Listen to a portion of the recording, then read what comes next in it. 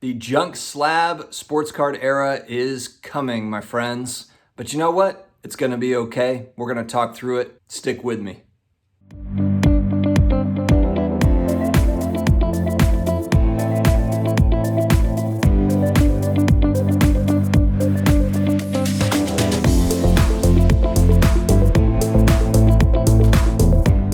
Hello to all my sports card collector, investor, all my collectibles friends. Thank you for joining me again for another double header this Thursday morning. I'm doing two premieres back to back, just trying some different things out. Wanted to see how you like that. If it's too much, if it's not enough, maybe we'll go triple headers. Maybe it'll be quadruple headers. We'll just have four premieres backed up, one after another. I love it.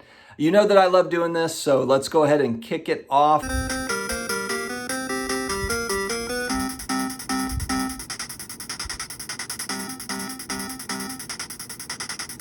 Guys, if you are new here, we are creeping up on 9,400 subscribers. Please hit that subscribe button. We come out with daily collectibles type videos. Personal finance kind of wrapped into it, but it's just fun talking about 80s, 90s pop culture collectibles and the sports cards and all the stuff of today, what people are collecting. I love learning about all that stuff. So thank you very much for joining me. And let me know too in the comments if there are other types of videos, other types of collectibles that you would like to see more content around. I like to research and document and put it out there into the world. So let me know. All right, guys, you've probably heard the term, or if you haven't already, with all of the graded cards in the backlog, everything that's coming back, or maybe is coming back, we don't really know. There has been a term coined, the junk slab era, kind of playing off the junk wax era when I was growing up as a kid. And I was collecting cards in the 80s and the 90s. It was the junk wax era where literally they were just printing and selling as well. I wouldn't say they're even selling a lot of it. It was just sitting on the shelves at Walmart, Kmart. If you remember Kmart, the gas station had cards. I'd grab a Big League Chew and 87 Donruss baseball. What's funny is that baseball was really dominant back then, and then football and basketball were just starting to take hold. Nowadays, basketball really kind of rules, and then you have baseball and football that are there as well. You've got hockey, and then also soccer is also making kind of a push as well. So it's interesting times, but what's happening, and I think that everyone, this is not news to anybody. When you hear that PSA, I had heard previously they have, $1 million, $1 million. They have a lot more than $1 million. 1 million cards in the backlog, but then you kind of hear that it might be in the multiple of millions. I'm hearing they're getting 100,000 cards a week coming in.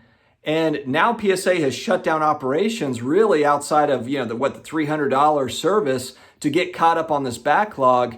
And it's making me think like, man, maybe they've got 5 million. There was a viewer that said that he heard that they have 10 million, all speculation, rumors, but if they have 5 to 10 million cards, if the almost 200,000 square footage of capacity space there is not enough to kind of handle this, that they had to shut down their operations, I mean, that is some pretty wild stuff. And what does that tell us? Well, it tells us that there's going to be a lot of slab supply coming on the market. It's not even here yet. And what's funny is a lot of people are saying we are now in a junk slab era. No. We're not even touching what it's going to look like over the next couple of years. The next couple of years is going to be really, really interesting to see. And it's like, it makes me just pause and say, I need to reevaluate this whole plan. I need to rethink everything that I'm doing, because I'm not sure that what I'm doing right this second is the way to go.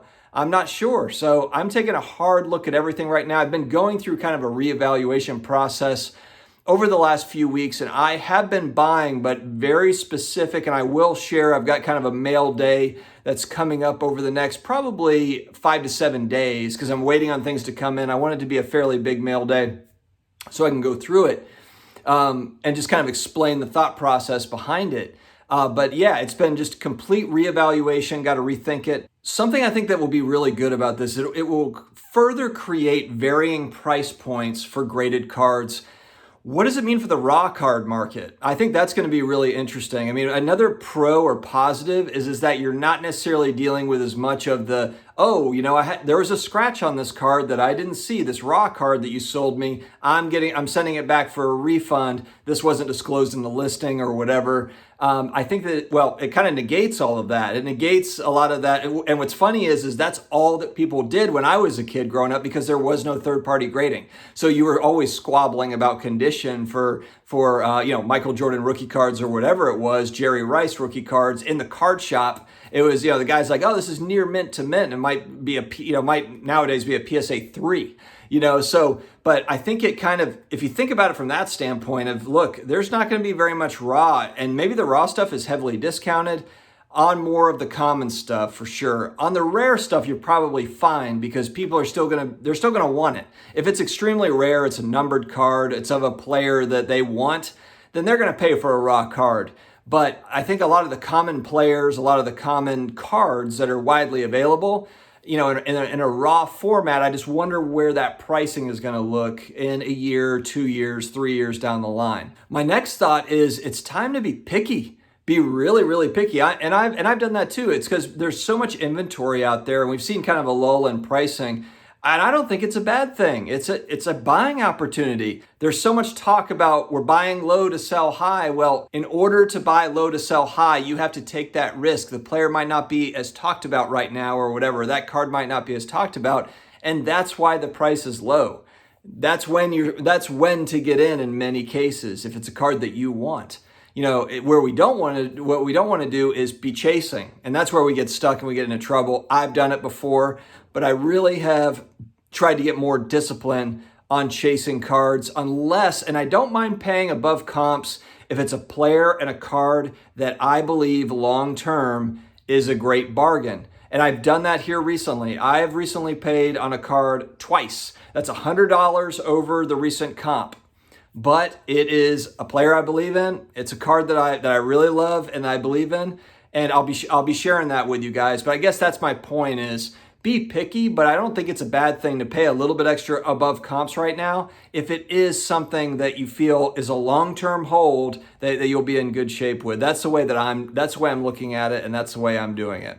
The other piece of being picky is this a card that you're okay being stuck with? Is this a card that you're okay hanging on to for a little while, just in case that supply does roll in and you get smoked? It could be that there's 1,000 on the pop report, and in 6 months there's 10,000 on the pop report, and they're all on eBay. And then what? So you have to be able to be okay with that card, with that player. It's a really difficult time right now to be speculating on prospects, in my opinion, because we don't know what that supply is going to look like. And we've talked about this. Whenever you don't know what the supply of something is, it puts you, me, everybody in a vulnerable spot.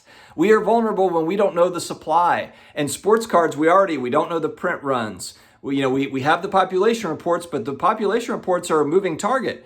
And so when you hear that you've got possibly up to 10 million cards in a backlog, that is vulnerability screaming at you. And so what I'm doing is I'm thinking about, okay, numbered cards. If it's numbered out of 99, if it's numbered out of 299, if it's numbered out of 1,000, at least I know that there's 1,000 that are printed and there's not going to be 10,000 on that population report.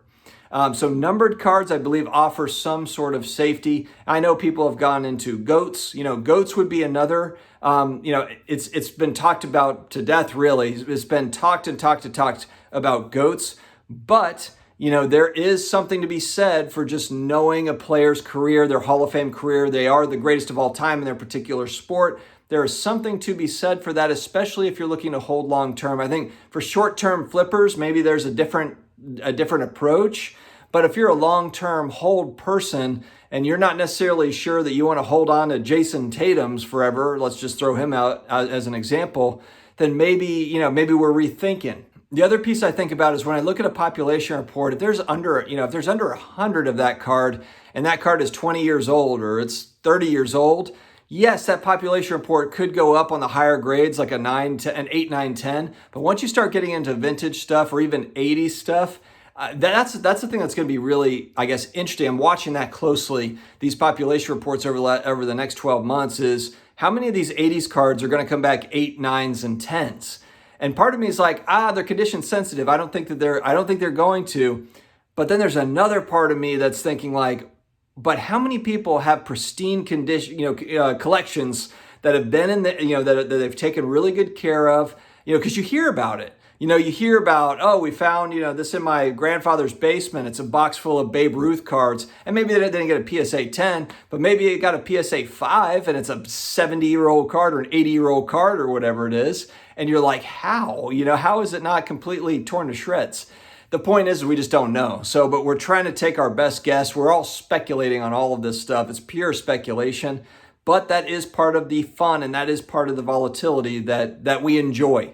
So we are presented with a unique challenge with this junk slab era that is coming. And I think it does kind of tests the question, are you a big believer in the hobby long term? Are you a believer in sports cards, sports memorabilia, sports collectibles over the long haul? Because this is a test. This will be a test. On the one hand, sports cards are booming and there's a lot of fun with it and there's a lot of nostalgia, that's happening. On the other end of that, there is a lot of money to be lost. If I'm not careful, if you're not careful, if your buddies aren't careful, there's a lot of money to be lost. And so that's where I'm just really trying to be patient and really reevaluate where I am prioritizing resources, really thinking through the players, really kind of, it's cliche to say, do the research, but really kind of doing research, but also thinking through processes, really thinking through players. I'm actually doing pros, cons, listing out players, pros and cons of each,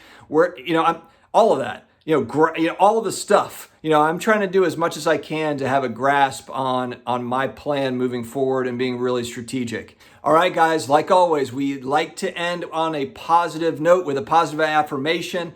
And this one is going to be kind of, look, it's just what it is. It is what it is. And it's that there are going to be people always, especially if you're trying to do something awesome, that want you to fail. And they might not even come out and say it. They might be kind of passive aggressive about it. They might even be kind of fake about it, frankly. But if you were to fail tomorrow, they would actually be kind of happy about that. There's that, and that will never change. There will always be people out there like that. And that is just fuel on the fire. That is what that is. When we talk about guys like Michael Jordan and Tom Brady and their competitiveness, these guys, the Jerry Rices of the world, these guys are competitive and it's all fuel. It's fuel.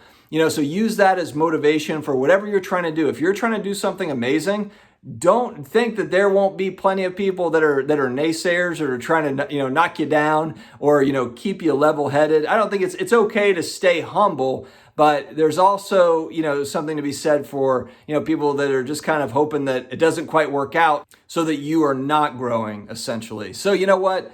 That's just fuel. Use it as fuel. That's motivation. And that's what we've got to do is just stay motivated, stay confident, and keep pressing forward. So keep on being awesome. I will talk to you again tomorrow. Take care.